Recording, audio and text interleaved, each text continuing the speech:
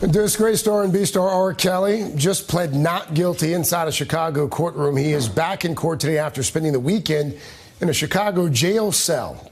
Kelly indicted on 10 counts of aggravated sexual abuse against 4 victims. Prosecutors say 3 of those victims were underage at the time of the alleged attacks. His lawyer says that his client apparently has money problems, couldn't easily cobble together the $100,000 in bond money to get out of jail.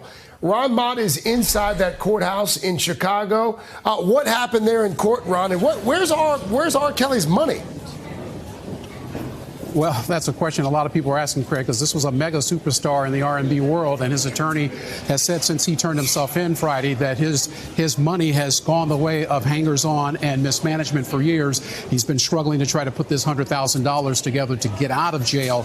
We also know that he has got an order for more than $150,000 for back child support. His attorney has told our affiliate at WMAQ here in Chicago that he does not have to worry about that money in order to get out of jail. The lawyer says he expects him to make that bail either today or tomorrow, and maybe perhaps on Wednesday. Now, we're waiting to see if Steve Greenberg comes back around the corner from behind me after meeting with his client. But I can tell you yesterday we were asking him about that first videotape that lawyer Michael Avenatti said he turned over to prosecutors here in Cook County that allegedly shows R. Kelly sexually abusing a minor, a 14-year-old. This morning I asked his attorney about a second tape that Michael Avenatti says he was planning to turn over today to Cook County authorities.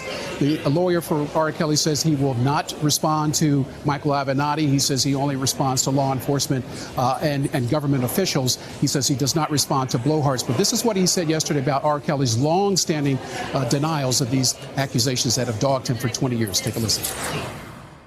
He kept records. He made people show him IDs. He made people sign statements. He didn't ever knowingly certainly have sex with someone who was underage. Now, if they showed him a fake ID, if they filled out a form and they lied on it, that certainly isn't his fault.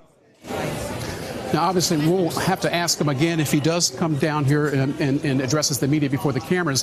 He basically said that Michael Avenatti, if he has turned over yet another tape that involves a minor in some sort of sexual encounter with R. Kelly, that it's illegal for anyone to view that if they're not in law enforcement. The question I would have for R. Kelly's lawyer, well, if you are acknowledging that there is a minor on this tape and your client happens to be also on that tape, you're essentially playing into the hands of the prosecutors and admitting that your client perhaps is in an illegal situation with a minor child. So we're going to throw it back to you. Hey there, I'm Chris Hayes from MSNBC. Thanks for watching MSNBC on YouTube. If you want to keep up to date with the videos we're putting out, you can click subscribe just below me or click over on this list to see lots of other great videos.